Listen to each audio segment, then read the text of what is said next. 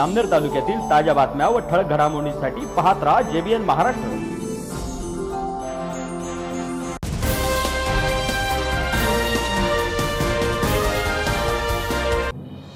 नमस्कार, मी मृणाल चौधरी। पाहूया काही ठळक वृत्त। जामनेर नगर परिषद निवडणूक 2025 साठीची मतदान प्रक्रिया पार पडून मतमोजणी पूर्ण झाली आहे। या निवडणुकीत भारतीय जनता पक्षाने पुन्हा एकदा जामनेर नगर परिषदेवर आपला झेंडा फडकवत सत्ता कायम राखली आहे। आज झालेल्या 17 जागांपैकी जवळपास 13 जागांवर भाजपाने विजय मिळवलाय, तर राष्ट्रवादी काँग्रेस शरदचंद्रजी पवार गट यांनी 4 जागांवर विजय मिळवत नगर परिषदेत आपलं अस्तित्व ठळकपणे दाखवून दिलंय।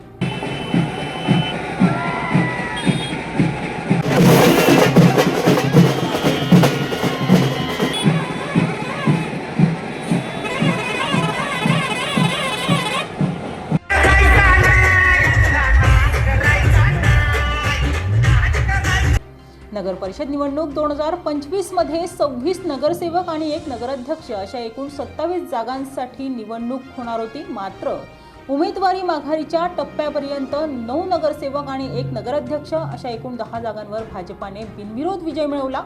त्यामुळे प्रत्यक्ष मतदान फक्त 17 जागांसाठी घेण्यात आले।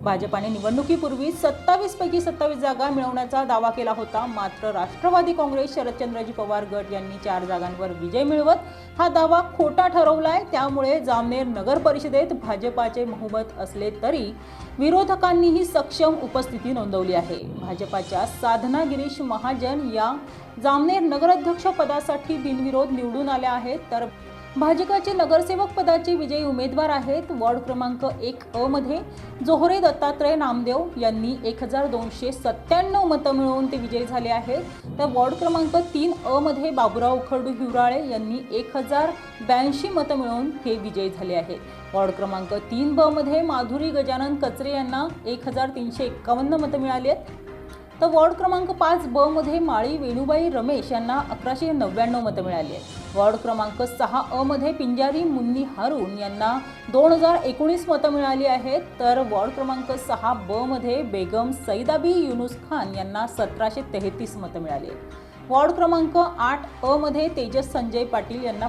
1523 मतं मिळाले, तर वॉर्ड क्रमांक 8 ब मध्ये शीतल गोकुळ माळी यांना 1327 मतं मिळाली। वॉर्ड क्रमांक 9 मध्ये अतिश छगन झालटे यांना 1819 मतं मिळाली आहेत, तर वॉर्ड क्रमांक 9 ब मध्ये प्रतिभा जितेश पाटील यांना 1798 मतं मिळाली आहेत। वॉर्ड क्रमांक 10 अ मध्ये सुरेखा सुनील पाटील यांना 1243 मतं मिळाली आहे। वॉर्ड क्रमांक 12 अ मध्ये सुभाष बाबुराव पाटील यांना 1657 मतं मिळाली आहेत। वॉर्ड क्रमांक 12 ब मध्ये निलिमा राहुल पाटील यांना 1529 मतं मिळाली आहे। याचबरोबर राष्ट्रवादी काँग्रेस शरदचंद्रजी पवार गटामधील विजयी उमेदवार आहेत। वॉर्ड क्रमांक 4 मधील जावेद इक्बाल अब्दुल रशीद यांनी 1639 मतं मिळवली आहेत। वॉर्ड क्रमांक 4 ब मध्ये सालेहा अंजुमन इरफान शहा यांनी 1430 मतं मिळवली आहेत। वॉर्ड क्रमांक 7 अ मध्ये बतुल बी हुसेन कुरेशी यांनी 1622 मतं मिळवली आहेत।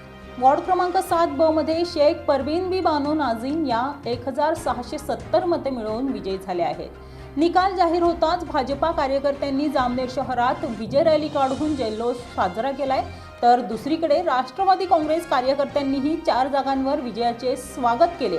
मतमोजणी केंद्र परिसरात कडेकोट पोलीस बंदोबस्त ठेवण्यात आला होता। या निकालामुळे जामनेर नगर परिषदेची सत्ता भाजपाकडे कायम राहिली आहे, तर राष्ट्रवादी काँग्रेस शरदचंद्रजी पवार गट यांनी विरोधी पक्ष म्हणून आपली ताकदही दाखवून दिली आहे। आता 10 संवादात झालेले पोस्टल मतं उघडलेली आहेत। मी आता पुन्हा आपल्याला सांगेल की जळगाव जिल्ह्यामध्ये एकही जागा एकही नगराध्यक्ष महाविकास आघाडीचा होणार नाही। त्याचं खातं सुद्धा या ठिकाणी उघडणार नाही। आणि इथेच नाही तर मी तुम्हाला सांगतो, धुळे असेल, नगर असेल, या ठिकाणी नंदुरबार असेल, ठिकाणी जळगाव आहे, नाशिक आहे, 5 जिल्ह्यामध्ये उगाच अपवादात्मक एखाद्या ठिकाणी झालंच काही तर होईल। पण मला असं वाटतं या सगळ्या 60-70 जागेमधून 55-60 जागेमधून एकाही ठिकाणी महाविकास आघाडीचं खातं उघडणार नाही, याचा नगराध्यक्ष होणार नाही। सगळं बहुमत महायुतीच्या बाजूनेच आहे। त्यातही भारतीय जनता पक्ष हा 1 नंबरवर या ठिकाणी राहील। लोकांनी आता यांना नाकारलेलं आहे। आता यांना फक्त तुम्ही बूम लावला की वाटेल तसे आरोप करणं, अर्वाच्य बोलणं, याशिवाय त्यांना आता दुसरा पर्याय राहिलेला नाही. आता निवडणुकीला 15 दिवस म्हणजे बरं गॅप मिळाला निकाल जाहीर व्हायला आणि त्यामुळे त्यांना पुन्हा कारण मिळालेलं आहे की 21 दिवसामध्ये 20 दिवसामध्ये पेट्या बदलल्या, त्यांनी गोंधळ केला.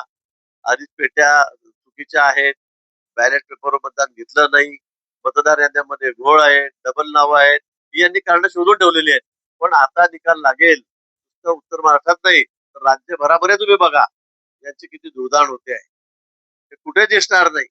मी म्हणणारे बोल बच्चन जे आहेत ते सगळे आता गुपचूप बसतील.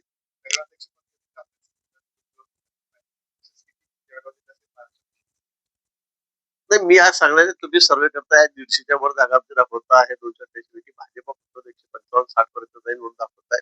पण ही वस्तुस्थिती आहे. महाराष्ट्रामध्ये भारतीय जनता पक्ष हा नंबर 1 चा पक्ष या ठिकाणी राहील. मोठ्या प्रमाणामध्ये म्हणजे 50% जास्त मी सांगतो आपला नगराध्यक्ष हे भारतीय जनता पक्षामध्ये या ठिकाणी महाराष्ट्रामध्ये राहतील. बाकी मग नंतर दुसऱ्या तिसऱ्या नंबरवर आमचे मित्र पक्षच असतील, आमचे महायुतीतले घटकच असतील, शिंदे साहेब असतील, अजितदादा असतील. पण उबाठा त्याचा पूर्ण सुपडा साफ आहे, काँग्रेस सुपडा साफ आहे, राष्ट्रवादी काँग्रेस शरद पवार साहेबांची एकूण मला कुठे दिसणार नाही. थोड्याच वेळामध्ये तासाभरामध्ये हे चित्र राज्यामध्ये या ठिकाणी स्पष्ट होईल. हो जळगाव जिल्ह्यामध्ये भाजपा सर्वाधिक जागा दाखवली जात आहे. काय सांगणार नगराध्यक्ष सर्वाधिक जास्त? मी ते सांगतो तुम्हाला जळगाव जिल्ह्यामध्ये माहितीच राहील आणि त्याच्यामध्ये भाजप हा 1 नंबरवर राहील. 17-18 पैकी जवळपास 11-12 जागा या भारतीय जनता पक्षाच्या त्या ठिकाणी असतील. त्याचे नगराध्यक्ष आमचे असतील, नंतर शिवसेनेचे असतील, कारण त्या ठिकाणी युती होती. बाकी कोणाचंही खातं इथे उघडणार नाही, कोणाचंही खातं उघडणार नाही. तुम्ही सांगा मला त्या ठिकाणी उभाटाचा एखादा नगराध्यक्ष येतोय का, शरद पवार गटाचा येतोय का, काँग्रेसचा येतोय का? इथे कुणालाही थारा नाही. जळगाव जिल्ह्यामध्ये हा भाजपचा बालेकिल्ला आहे आणि पर्यायाने महायुतीचा बालेकिल्ला आहे. महानगरपालिकेचे लागलेले आहे त्यामध्ये शिंदे गट असेल व भाजप असेल ते जागाबद्दल त्यांचं आठ आहे की आम्हाला इतकी जागा शिंदे भागात. आता महायुती युती म्हटलं की वाटाघाटी होत असतात. वाटाघाटीमध्ये साहजिक आहे थोडी ताणाताण सुरुवातीला असते, पण ज्यावेळेला आम्ही निवडणुकीला समोर जाऊ तेव्हा महायुतीमध्येच त्या ठिकाणी जाऊ. आणि मी पुन्हा सांगेल की जी परिस्थिती आता नगरपालिका नगर परिषद निवडणुकीमध्ये महाविकास आघाडीची होणार आहे, उबाटाची असेल, शरद पवार गटाची असेल किंवा काँग्रेसची आहे, तशीच परिस्थिती पुन्हा या ठिकाणी महानगरपालिकेच्या निवडणुकीमध्ये सुद्धा होणार आहे. त्यांना काही म्हणू द्या, किती बोलबच्चनगिरी करू द्या, पण या ठिकाणी कुठे उपयोग होणार नाही. जनता आमच्या पाठीशी उभी. जनतेचा विश्वास मान्य देवेंद्रजी मुख्यमंत्र्यांवर आहे, शिंदे साहेबांवर आहे, अजितदादांवर आहे. त्याचबरोबर भारतीय जनता पक्षावर लोकांचा विश्वास मोठा आहे. केंद्रामध्ये माननीय नरेंद्रजी मोदी यांच्या नेतृत्वावर, यांच्या कर्तृत्वावर लोकांचा विश्वास आहे. त्यामुळे आता कोणी कितीही बडबड केली त्याचा उपयोग होणार नाही. किती भाषण केले, किती मुद्दे पुढे आणले, मराठीचा मुद्दा पुढे आणला, हा मुद्दा पुढे आणला, पण अतिशय दारुण प्रभाव त्याचा होणार आहे. मराठी माणूस सुद्धा हा महायुती बरोबरच आहे, हा आमच्या बरोबरच आहे.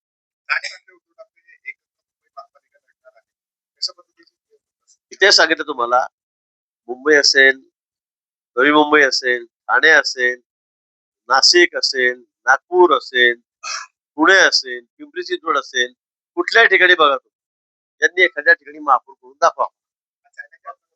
चॅलेंज आहे. आणि मी तुम्हाला माहिती आहे, मी चॅलेंज केलं की खोटं काही नसतं. कोणाला? महाविकास आघाडीला आहे. कुणाला आहे म्हणजे महाविकास आघाडीलाच आहे ना. मला सांगावं उभाठाने एखाद्या ठिकाणी सांगा तरी मुंबईमध्ये निवडून येतो. बडबड खूप करतील, आमच्या डिपॉझिटच्या गोष्टी करतील, पण ज्यावेळेला निकाल लागेल त्यावेळेला सगळी जनता आमच्या बरोबर आहे. विशेष करून मराठी जनता सुद्धा आमच्या बरोबरच आहे, आमच्या बरोबर आहे. यांनी किती मुद्दे आणले, काही सांगितलं, किती बडबड केली, तर लोकांचा विश्वास यांच्यावर नाही. 2.5 वर्ष यांना सत्ता दिली त्यावेळेला बहादर घराच्या बाहेर निघाले नाही, मंत्रालयाची पायरी चढले नाही, विधान भवनाची 1-2दा झाले पायरी चढले नाही. काय केलं यांनी? लोक मरत होते कोरोनाच्या काळामध्ये, तेव्हा या खिचडीवरचं तूप खात होते, मेलेल्या माणसाच्या टाळूवरचं लोणी खात होते, त्यांच्या बॅगांमध्ये पैसे खात होते, मेडिसिन मध्ये केवढे पैसे यांनी खाल्ले. लोक यांना पूर्ण ओळखत आहेत आणि म्हणून यांना आता कुठेही थारा राहणार नाही.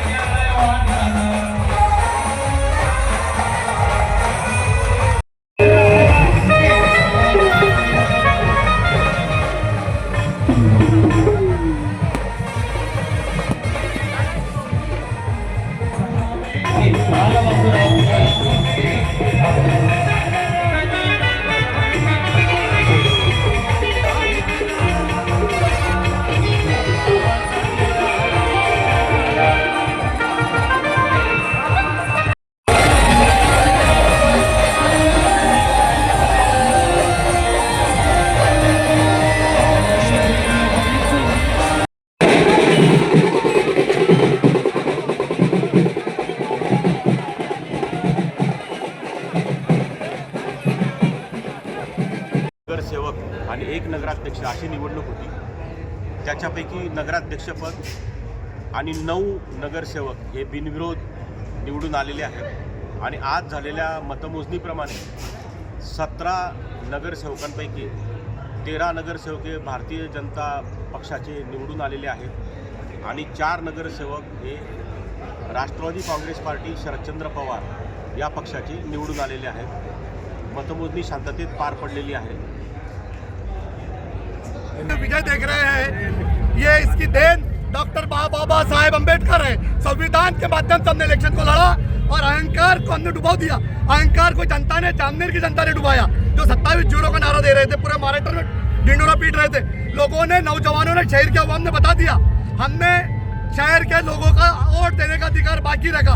हमारी संगठन ने, हमारे नौजवानों ने दिल खोलकर काम किया। आज ये 4 सीटें, हमने 5 सीट खड़ा किए थे। स्ट्राइक रेट देखिए आप, 90% वोट हमको मिले, 90% वोट। ये नौजवानों की ताकत है।